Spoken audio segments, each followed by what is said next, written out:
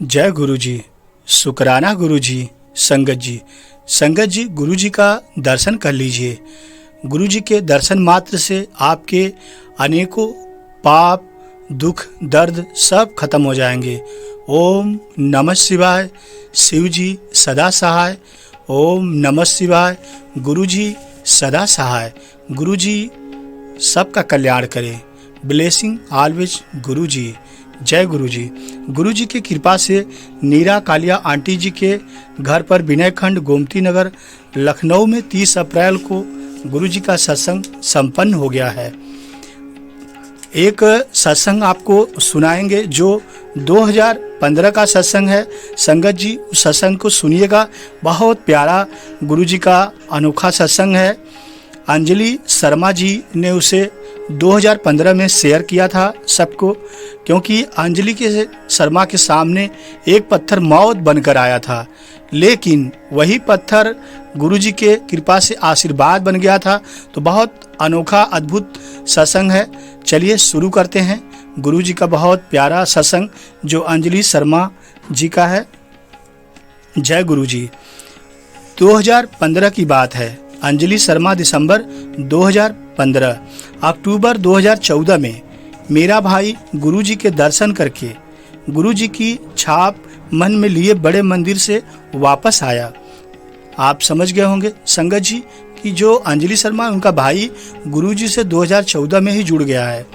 जैसा कि हम लोग जानते हैं, यदि परिवार का एक सदस्य भी गुरुजी के शरण में चला गया तो गुरुजी पूरे परिवार को बुला लेते हैं। तो पूरा सत्संग सुनिएगा, बहुत अच्छा लगेगा। जय गुरु जी। अक्टूबर 2014 में मेरा भाई गुरुजी के दर्शन करके गुरुजी की छाप मन में लिए बड़े मंदिर से वापस आया। उसने मुझे बताया कि गुरुजी स्वयं शिव अवतारी परमपिता परमेश्वर हैं। मैंने उस पर विश्वास नहीं किया। एक माह पश्चात, एक महीना बीतने के बाद उसने गुरुजी की एक फोटो मुझे दिखाई। उस समय मैं एक बड़ी कठिनाई में थी। मेरे पास एक बहुत बड़ी मुसीबत थी। मैंने गुरुजी की फोटो एक लंबे समय तक एक टक देखा और इसी बीच मुझे नींद आ गई। मैं लगातार गुरुजी का स्वरूप देख रही थी और मुझे नींद आ गई और नींद में मुझे पहली बार गुरुजी के दर्शन होने लगे। मैं एक घर के अंदर दौड़ रही थी। मुझे सपना आना शुरू हो गया था। मैं एक घर के अंदर दौड़ रही थी और गुरुजी मेरा पीछा कर रहे थे। कुछ समय बाद गुरुजी ड्राइंग रूम में पड़े सोफे पर बैठ गए। मैं कमरे के बाहर खड़ी हो गई और दरवाजे के एक कोने से गुरुजी को लगातार देखती रही। गुरुजी अचानक बोले, मैं तैनू अपने कोल बुला के रहना है। मतलब गुरुजी कह रहे थे कि मुझे तुम्हें अपने पास बुलाना है। मैं उस समय भयभीत होकर उठ गई। स्वप्न का क्रम असंभव था। मैंने अपने माता पिता को इस स्वप्न के बारे में गहराई से बताया तो उन्होंने आग्रह किया कि मैं बड़े मंदिर जाकर गुरुजी का दर्शन कर लूं, क्योंकि गुरुजी की आज्ञा के अनुसार ही यह सपना तुम्हें स्वप्न में आया है। गुरुजी तुम्हें दर्शन दिए हैं। मैंने मूर्खता पूर्वक अपने माता पिता की सलाह नहीं मानी। मैंने वहीं पर बहुत बड़ी गलती कर दी, परंतु अपनी माता के बार बार आग्रह करने पर उनके सामने मैं झुक भी गई। तत्पश्चात मैं फरवरी जून 2015 के बीच में 2 बार गुरुजी के बड़े मंदिर गई। मुझे वहां जाकर बहुत अच्छा लगा, क्योंकि बड़े मंदिर में बहुत सुकून था और बड़े मंदिर में मेरे लिए शायद कल्याण छिपा था। आगे मेरे साथ जो हुआ संगत जी सुनिएगा। एक माह पश्चात गुरुजी का जन्म दिवस मेरी जिंदगी का सबसे भाग्यशाली दिन निकला। 7 जुलाई 2015 को मेरे लिए पूरा दिन आशीर्वाद से पूर्ण था। मेरी उसी दिन की सारी अपॉइंटमेंट्स अपने आप रद्द हो गई और मैं सीधा अपने परम प्रिय गुरु जी के चरण कमलों की ओर चली गई। मैं मंदिर के अंदर नंगे पांव चल रही थी और मुझे पत्थर चुभ रहे थे। बहुत ढेर सारे पत्थर लगे हुए थे और मेरे पैरों में इतना ज़्यादा चुभ रहा था कि मैं सहन नहीं कर पा रही थी। मुझे ऐसा लग रहा था कि मैं इस पत्थरों से वापस चली जाऊं, लेकिन मुझे ऐसा भी लग रहा था कि गुरुजी मेरी कहीं परीक्षा न ले रहे हों। तो मुझे लगा कि मैं पत्थर पे चल के ही रहूंगी, चाहे जितना मुझे तकलीफ गुरुजी क्यों न दें। एक सप्ताह बाद मुझे चलने में बहुत कठिनाई हो रही थी। पत्थर चुभ रहे थे। मैं पिछले 1 साल से फटे हुए टखनों से पीड़ित थी। मैं जब भी चलने के लिए उठती तो यह पीड़ा और बढ़ जाती थी। चिकित्सकों ने मुझे इंजेक्शन लेने को कहा था, परंतु मैं आयुर्वेदिक दवाई से ठीक करने का प्रयास करती रही। मुझे पैर में इतना ज़्यादा पैर में चुभ गया था पत्थर कि मैं दवा भी कराने लगी।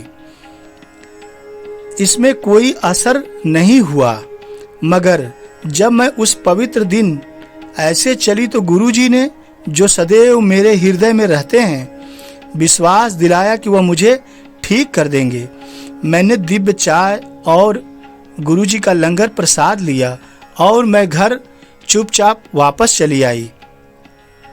1 सप्ताह बाद मुझे एहसास हुआ कि मेरी पीड़ा समाप्त हो चुकी।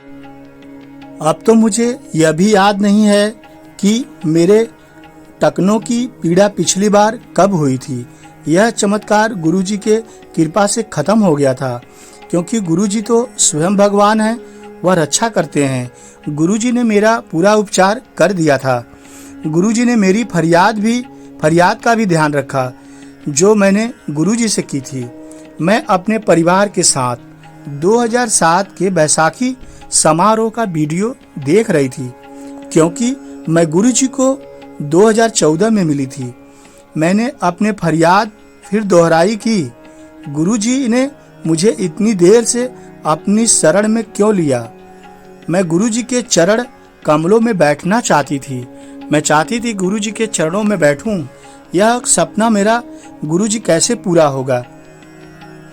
अगला दिन सोमवार था। मैं गुरुजी के दर्शन के लिए बड़े मंदिर गई। मंदिर के पिछली तरफ गुरुजी के झूले के पास मैं माथा टेकने के लिए झुकी थी। उसी समय मेरे बाएं घुटने में बहुत बड़ी ऐंठन आ गई। मैं खड़े होने का प्रयास किया, परंतु मुस्कुलर ऐंठन मेरे दाएं घुटने में भी आ गई थी। इतना ज़्यादा ऐंठन हो गया था कि मैं खड़ी नहीं हो पा रही थी। मैं गुरुजी के चरणों में जमीन पर बैठ गई। यह ऐंठन मुझे अक्सर हो जाया करती थी। मैंने गुरुजी की आवाज़ अपने कान के अंदर सुनी। गुरुजी ने कहा, हुन ई वाई हुन भी कोई शिकायत है तेनू। मतलब गुरुजी ने कहा, अब बोलो कोई शिकायत है तुम्हें। मैं वहाँ 2 मिनट बैठी और बगैर किसी मुश्किल के उठ गई। उसके बाद मुझे कभी भी ऐसी ऐंठन दोबारा नहीं हुई। गुरुजी के चरणों में बैठने की मेरी फरियाद गुरुजी ने पूरी कर दी और मुझे ऐसी ऐंठन से हमेशा के लिए मुक्त भी कर दिया। मैंने जो गुरुजी से फरियाद की थी वह गुरुजी ने कैसे पूरी की। गुरुजी का अद्भुत चमत्कार हुआ मेरे साथ। जो मेरी ऐंठन थी खत्म हो गई। मैं गुरुजी की प्रति कृतज्ञ हूँ, क्योंकि गुरुजी ही परम परमात्मा हैं, शिव अवतारी भगवान हैं। गुरुजी मेरे रक्षक हैं, मेरे पूरे परिवार की रक्षक हैं, इस जगत के रक्षक हैं जो सबकी रक्षा करते हैं।